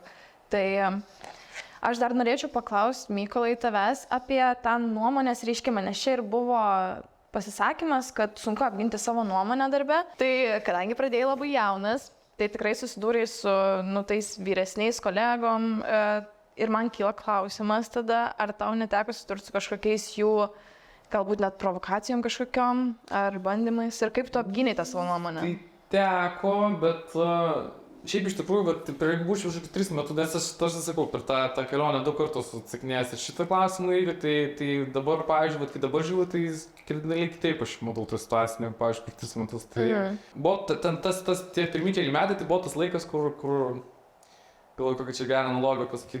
Kaip, nežinau, pavyzdžiui, kaip pavyzdys, kaip žmogus kažkoks ateina, būna tokie žmonės, kurie ateina į barą, kaip pavyzdys, ir ieško prie ko prikipti, ieško ką paimti, ir ta prasme, kur tą chaosą, ar net ten eiti muštis vien žodžiu, tą stiklinę daužyti galvas ir panašiai. Tai aš buvau tas, kuris ta prasme, kaip ta prasme tu gali galbūt įtikinti, arba kaip tu gali, nežinau, bandyti žmogų, kuris už tavį yra bent minimum 2 vyresnis, ar ne, ta prasme, jam pasakyti, kad tavo idėja yra geresnė negu jo, ar ne? Tai aš tada buvo laikas, kai eidavau per tokią šiek tiek galbūt agresyvę pusę, na, tas, kur tu nubadydavai žmogų kažkaip per, kad ir kaip šis kalbėsi baisiai per tą tokią psichologinę pusę, ar na, kažkaip tai, nu, ten, taip įtikinti, ar ne, kad tavo ten ta idėja, kažkas kitas yra geresnė, na, tarsi, kaip jis negalėtų ar negebėtų kažkaip atsakyti, tai buvo faktas toks laikas, patinkai, man buvo 18-19, aš nežinau, kaip geriau tai daryti. Ir man dėl to kažkaip nėra nei gėda, bet tai nelabai ir gavosi. Iš kitos pusės, iš tikrųjų, tai... Bet dar kitas dalykas yra, kas irgi yra paradoksalu, kad aš visą gyvenimą turėjau daug mokytojų visokių. Ir tokių, nu, tikrai labai čia Lietuvoje nusisekusių verslininkų visokių, kurie kažkaip matydavo mane dažnai kaip tą tokį, vat, nu, tą... Ne vėl sako, ne, kad 25 metų, ir žmogus dar labai mokosi, ar ne, jo dar vertybės, ar visas pasaulis dar kūriamas, ar ne, kažkuria prasme, tai mane labai daug žiūrėjo kaip tokį tą molį, ar ne, kur jeigu tu, nu, jeigu žmogus turi potencialą, tai tu gali pasimti pas save, ir tu gali iš jo kažką tai kurti, ar ne, susikurti ir turėti tokį žmogų, kuris tu tam potencialiai galės, nežinau, 10-15 metų priekį padėti, ar ne. Vardant to, ar ne, tu gauni ir pakankamai tokį padidintą dėmesį, ar ne, ir tas padidintą kažkokį tai dalymąsi žiniomis ir panašiai, ar ne, dėl ko aš tikriausiai čia kur esu, konkrečiai dėl to. Tai aš terpę visai kažkaip jaučiu, kad neblogai pasinaudojau, bet dabar, tai pavyzdžiui, dabar yra vėl tokia situacija, dabar tai, nu, aš šiaip nesu žmogus, kuris pyksta, kuris kelia balsą, tai labai, nu, čia ekstra būna retas dalykas, tai nebertatrius argumentus ar prie kitus dalykus aš jau, nu, save kažkaip dažnai apsiginu, ir dažnai ir gintis jau nebereikia, ar ne, nes, nu, tarsi yra rezultatai, ne, kurie parodo, kažkaip žmonės žiūri, bet aš atsimenu, kažkaip tas labas žmonė tokia situacija, aš kažkada, kai kolegų įmonėje vadovau, mes ten užsiėmėm tokiu, nu, mes pardavinėjom peticijus klientus, ten buvo tokia marketing įdomi šalia, kurios Lietuvoje nebuvom, ten labai neblogai sekėsi. Ir aš ten turėjau lankyti gyvai klientus ir jiems parduoti tą paslaugą. Aš atsimenu, kažkada buvo, aš ten kažkas tarp 18 ir aš važiavau Vilnių, tokia viena didžiulė įmonė labai. Ten, žodžiu, ten pardavinėjo visokias ten gartvokus, dulkius, siurblius, ten oras, vanduo, žodžiu, ten toks masyvi gamykla, masyvus fabrikas, žodžiu, tai, nu, ten vasara maždaug toks reikalas ir aš ten tais tokius plėšti džintais, ten, žodžiu, su komersais, su kėdais, tipo maikė, viskas, žodžiu, didės triukia.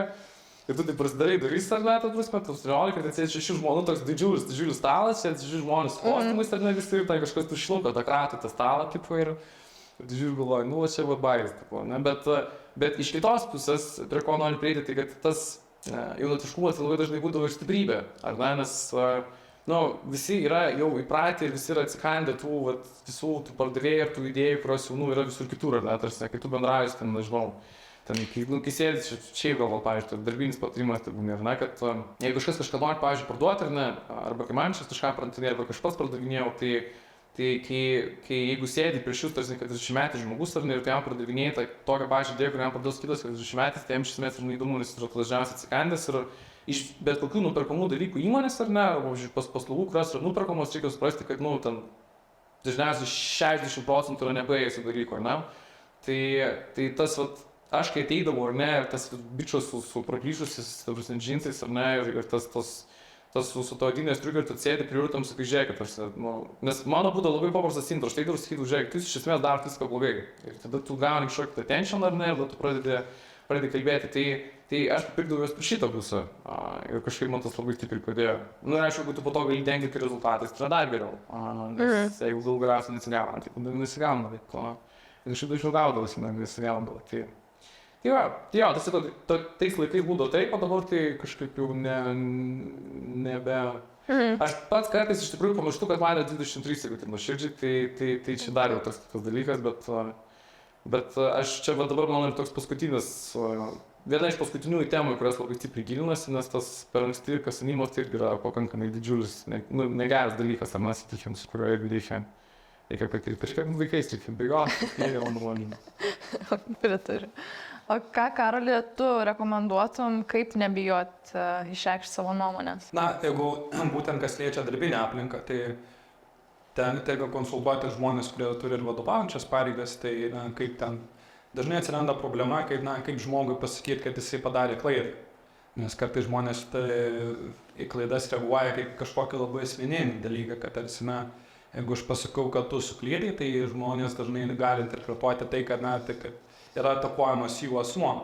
Tai šitoje vietoje labai svarbu kalbėti apie faktus. Ne tai, kad, nežinau, tu padarai blogai, bet mano, pavyzdžiui, ten jeigu skaičiavimas yra klaida, kad, tiesiog kalbėti apie faktus. Labai svarbu, kad nebūtų tokio emocinio prieskonių. Nes vis dar, tenka gaila susidurti, kad būna tokių vadovų, kad, ten tikrai ta žodžio prasme sako, tu čia durnas esi. Bet irgi, tai iš darbuotojo perspektyvos, jeigu, taip vadovas, aišku, negali elgtis, bet iš darbuotojo perspektyvos tai irgi, asmeniškai to neprimti daug apie vadovą pasako. Nes yra man asmeniškai tekę visokių epitetų, gal aš to asmeniškai išsigrydindavau, kad apie tą žmogų ir ypatingai matai, kad tai nėra modelis nukreiptas į tave vieną, tiesiog yra toks bendravimo būdas. Ir sakau, dar kartą pasikartosiu, kad aš to neteisinu, bet svarbu iš abiejų pusių pasižiūrėti. Ir jeigu žmogus irgi labai ten jautriai sureaguoja, iš vadovo pozicijos svarbu, kad aš netakuoju tavo asmens, aš noriu tiesiog tau padėti, nes čia tiesiog faktas, kad yra klaida. Tai nereiškia, kad tu esi blogas ar čia geras šitoje vietoje. Visą tai, ką mes kalbėjom apie tą savęs priėmimą, labai siejasi ir su savęs lyginimu su kitais. Tai aš norėčiau perskaityti dar vieną laišką būtent apie tą lyginimąsi. Manęs neramina nuolatinis galvojimas apie save kaip apie prastesnę už visus kitus.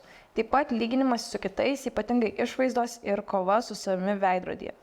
Tai šiaip pataisykit mane, jei klystu, bet visi tam tikrose situacijose arba tam tikruo gyvenimo laikotarpiu kažkaip tiesiog pasilygina save, ar tai nežinau, kitas yra sėkmingesnis, ar kitas paprasčiausiai jaunesnis, žinai, ar vyresnis. Tai norėčiau gal tavęs, Mykolai, paklausti, ar tau pačiam yra buvę, gal dabar yra? Oi, tai faktas, tai tam prasme, žolė pas kitą visą laiką yra žolė. Čia klausimas ir aš labai gerai skaičiau vieno pažįstamo dabar asmenį įlinkinimo postą, kad dabar šiaip iš esmės, kaip jau pažiūrėjus, ir aš labai pastebiu savo aplinkoje, yra tas stoicizmas, tas patapęs labai tokia populiaria praktika, tas ten yra. Aš nežinau, kodėl taip iš tikrųjų nutiko, nes arba galbūt aš dabar tik pradėjau pastebėti, šiandien kolegai galės daugiau apie tai papasakoti, bet tas toks kaip gyvenimo būdas kažkaip jis toks labai toks trendinis pasidarė, tai atrodo prieš kelis metus bent jau aš tai pastebėjau. Tai iš tikriausiai visa ta nauja sąmoningumo banga ir čia visų to tokių naujų kažkokių gyvenimo kitimų dabar prasidėjo, bet tai tiesiog yra, vienas iš tų pasakymų tokių, kad, dienos pabaigoje sau svarbiausia yra pasakyti, kad tu padarei viską, ką galėjai, situaciją.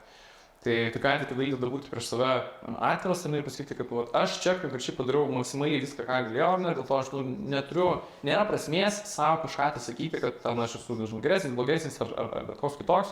Tai aš padariau tai, ką galėjau, viskas, nedaug nieko padaryti, negalėjau iš esmės. Tai čia yra viena dalis, bet tiems žmonės, kurie tai kalba, tai aš galiu pasakyti nuo dūšios absoliučiai, ir kalbėti, manau, už daugelį galiu, kad visi iki vieno turi blogas dienas, visi iki vieno galvoja apie tai, kaip yra kažkas ten, tai visi iki vieno nesiseka kažkam, visi iki vieno ateina į darbą ir kažkas ten nesigauna, visi iki vieno ateina ir jam kažkoks tai nesigauna projektas, nežinau, ne kažko tai nepavyksta parduoti, tai gal kažką pavyksta parduoti, bet to kažko nelieka, gal kažkur ten, nežinau, nesigavo kažkokio nufilmuoti kažkokio dalyką, daikščius, visi turi lygiai tas pačias problemas, lygiai tie patys dalykai, tik tai vieni žmonės į tai reaguoja vienaip, kiti reaguoja kitaip, ar ne? Nori išgirsti visą laiško aptarimą, tuomet kviečiu tave prisijungti prie Contribui ir žiūrėti toliau. O dabar norėčiau apibendrinti viską, ką mes čia kalbėjom, tai Karoli, norėčiau paklausti tavęs, kokie, sakytum, esminiai žingsniai, kaip priimti save? Pirmiausia, kad priimtum save, manau, svarbiausia bandyti suprasti, koks aš esu. Ir to galima pasiekti įvairiais būdais. Tai per kažkokius prasmingus santykius, prasmingas veiklas, einant į terapiją. Ir manau, kai žmogus jisai pažįsta save ir, toks, galbūt per drąsiai ir aiškiai pažįsta, tai galbūt nuliūdinsiu kai kuriuos, kurie labai nori to greito rezultato, nes dažnai ateina žmonės ir jie labai konkrečiai klausia, kiek laiko užtruks. Užtruks tiek, kiek užtruks. Ir tai trunka tas pažinimo procesas visą gyvenimą, manau. Ir čia lygiai tas pats, kas jeigu žmogus ateitų ir paklaustų, kiek man kartų reikia nueiti į sporto salę, kad aš turėčiau gerą formą. Tai jeigu, nežinau, pavaikščiusi pusmetį, tai ateinantį dar pusmetį dar ta forma pasilaikys, bet jeigu pavaikščiusi pusmetį, tai po 10 metų nieko nebus iš to, tai visada yra tas procesas, jis yra, kaip pasakyti, visada jis turėtų vykti. Ir kai aš save suprantu, tai aš tada irgi galiu savo kažkokių labai ir perdėtų lūkesčių tada nekelti, aš žinau, koks aš esu, aš žinau savo visus ribotumus ir kai aš, kaip sakiau, kad drąsiai gal pasakiau, kad kai save pažįstu, kai, bandau save pažinti ir tada tas priėmimas savęs, jisai natūraliau ir gali ateiti. Mykolai. Dar šiek tiek įdėti mintį, kad kartais galvoju, girdžiu tą, kad, tai natūraliai ateina kažkaip su amžiumi. Tai tikrai nėra kažkokios tos koreliacijos. Kad mano, kad jeigu aš ten turėsiu daugiau patirties kažkokios, dažnai ta patirtis kaip gali kaip tik atgrasyti nuo kažkokių veiksmų, ypatingai jinai yra kalbanti ta patirtis. Bet pavyzdžiui, jeigu paimsim ultramaratoninkus, kurie bėgioja 100 ar daugiau kilometrų, būna tos imtynės net dykumoje, tai geriausiai sekasi sportininkam, kurie yra virš 40 metų. Kadangi tokio amžiaus žmogus, jisai daugiau save pažįsta ir ten, nors atrodo, jaunam turėtų būti lengviau. Bet šitam sporto psichologija yra tik pat svarbu, kaip ir fizinis pasirengimas. Jeigu neklystu, vienas buvo neseniai varžybos, kur laimėjo 320 km lenktynės bėgimo, laimėjo 58 metų moteris iš Kinijos. Ten ir vyrai dalyvauja bėgti. Tai tai rodo apie žmogus, kad jisai pažįsta savo kūną ir jisai geba tik kūną ir tik tavo vidų visą psichologiją, kad jisai žino, kaip jam reikia tą daryti. Mykolai, tu norėčiau irgi, kad papildytum iš savo pusės. Ką tu rekomenduotum, kaip priimti save? Tai aš sutinku absoliučiai su to, kolega pasakė, ir tai yra tarsi tai yra kelionė, kuri tu trunka visą gyvenimą, ar ne, ir mes tarsi visi, kaip žmonės, kaip pasižiūrės, ar ne, iš pirmo žvilgsnio tai esame skirtingi, bet dienos pabaigoje mes esame absoliučiai visi vienodi. Ir galbūt ten vieni daro vienus dalykus, kiti daro kitus dalykus, bet tas darbas, ar ne, ir tie kažkokie materialūs dalykai yra labai, per juos tik aš čia iš tokios kaip savo varpinės žiūriu, ar ne, per juos jokiais būdais nereikia nieko žiūrėti, nes tai yra labai laikina, ar ne, pinigai tai ir šeina. Svarbiausia galėti tik tu pats prieš save, tai jeigu tu pats prieš save esi sąžiningas ir teisingas, ar net tarsi vertybinį ir visais kitais sąžiningais, tai kažkaip vis tiek tas gyvenimas dalyvauja, kad jis tam žmogui baigėsi gerai, ar ne, visais atvejais. Tai bet pažinti save, ar net tarsi naujų patirčių, ar ne, įgauti, rinkti, manau, tai yra esminis faktorius, ar ne, stengtis, tam prasme, nepaleistų gyvenimo vėjais ir nepaleistų gyvenimo, bet kaip prisime, kad sėdėti visą dieną tame darbe, ir ten, jeigu tai yra vardan misijos, aišku, nors dėl kažkokio kito, bet tas pasaulis yra daug platesnis, ten 12 kvadratų ofisas, ar ne, ir yra tiek daug dalykų, kuriuos galima pamatyti, yra tiek daug žmonių, kuriuos galima pasikalbėti, tarsi tik tai reikia išeiti. Tai aš gal tiesiog ir palinkėčiau to, kad žmonės nebijotų atsidaryti duris streit. Bet veiksmo. Labai graži žinutė.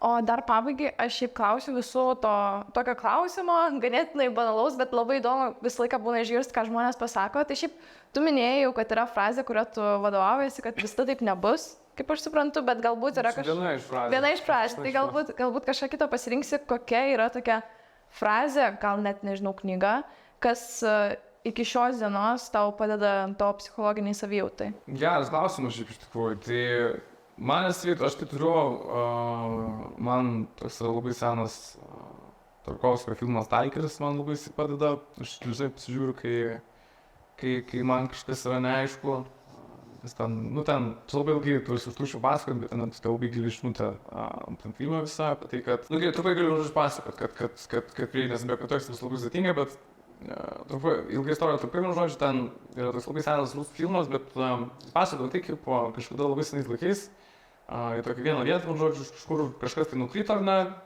ten tokia snaigė gamykla, ten aplinkui daug visokių pereikių, daug visokių naujų dalykų, ir ten pačiam tam viduj, ar ne, va to viso dalyko, rodosi auksinis kambarys, ir žiūrėjęs tą auksinį kambarį yra išpildomas geriausias žmogaus troškimas, ar ne, ir ilgainiui atsirado tokie žmonės, kuriuos skaitau tais tankais, ar ne, kurie konkrečiai už pinigų žmonės pravedinėdavo į tą kambarį, ar ne, tam, kad jų norai galėtų būti išpildyti. Ir ta istorija, bet aplinkui tai ir eina, kaip vienas iš Talikų veido tokį seną rašytoją, kuris norėjo kažką tai pagaliau parašyti, kas iš esmės būtų žinoma, ar ne, ir mokslininkas, kuris norėjo kažką tai atrasti, bet aišku, turėjo tokių visų kitų vidinių tikslų, dėl ko iš tikrųjų eina. Bet ten buvo toks labai įdomus momentas, kur buvo pokalbis laužo, ar ne, nes, kad suprastasi, tai kad praeitum ar ne iki to kambario, ten yra daug visokių iššūkių, ar net ten daug visokių kažkokių būtybių, kitų dalykų, tai net yra pakankamai sudėtinga kelionė, kurios daugelis neišgyvena, ir kažkada, kai ten visas idiotas, rašytas, gerai atsimenu, pasakoju, fotografui, sako, kodėl tu pats neužini tą kambarį, nes tu žinai, kaip jį praeiti, ar ne? Ir jis labai įdomus pasakojimas buvo, kad jisai sako, kad kažkada tas pirmasis taiklis, tas pirmas žmogus, ar ne, tas visų mokytojas, ar ne, jisai kažkada vedė savo brolį į tą kambarį ir brolis tas kelionės neišgyveno. Ir jisai daug galiausiai nutarė pats užeiti į tą kambarį ir prašyti to, kad jo brolis gimtų, ar ne, prasme, kad brolis būtų gyvas. Ir labai paradoksalu, bet jisai grįžo namo, paprašęs to dalykų ir namus rado ne brolį, bet labai daug pinigų. Ar ne? Ir ką ta istorija pasako, tai kad mes labai dažnai nežinom pas mūsų geriausius troškimus. Ar ne? Ir mes labai dažnai darom dalykus nežinodami, ko mes iš tikrųjų norim. Tai vat man kažkaip paskutiniu ypatingai metu ir kuriant dalykus, darant, dirbant visame kame, aš kažkaip stengiuosi matyti per tokią prizmę, ko aš iš tikrųjų noriu, darydamas tarsi. Ne ko nori kiti, ar ne, galbūt kažką daryčiau, nebandyti kažkokią primestą idėją pritaikyti savo, ar ne, ir vadovautis kuo, bet ko aš kaip Mykolas, tarsi, kodėl aš sėdžiu ir kodėl aš darau tai, ką aš darau. Tai va, čia yra tokie žodžiai, kuriuos aš savo dažniausiai kartoju, labai rekomenduočiau ir kartoti ir kitiems, ar ne? O šitos pabaigoje tai visas čia kaip palinkėjimas, bet, aš visą laiką mėgstu pasaulį kaip visatą, ar ne, vis tiek esu, kad, visi dalykai, kurie vyksta dėl mūsų, ar ne, ir nėra nei vieno žmogus, prieš kurį, jis visada sakytų, kad nori, kad jam būtų blogai. Tai visi mes ateinam čia, kad visiems būtų gerai, bet reikia tiesiog tavo spalvą ir vadovautis. Čia labai banali frazė, bet tiesiog kaip iš tikrųjų yra. Bet gražiai. Karoli, tau norėčiau užduoti tą patį klausimą. Dabar citatos pošūrinės nepasakysiu, bet mintis buvo tokio rašytojo Čako Polančiuko apie tai, kad jis sakė, kad arba gyvenime nusprendžiam patys, kuo vadovaujamės, arba gyvenimas nuspręs už mus. Tai man šita frazė, tai toks viena, galima šiek tiek ir prie egzistencinės psichoterapijos, viena tokia iš performuluotų paradigmų, kad mes labai akcentuojame asmeninį žmogaus pasirinkimą ir jo atsakomybę, kad visais atvejais jisai turi pasirinkimo galimybę, net ir tais, kaip jam atrodo, kad jisai jos neturi. Ir čia galvoju labai gražiai atsiskleidžia tai, kad jeigu mes patys nusimetam atsakomybę, iškart kažkas jas kitas perima.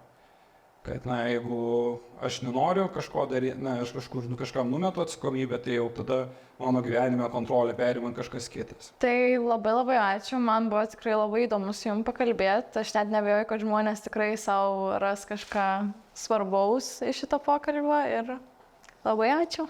Ačiū. Ačiū.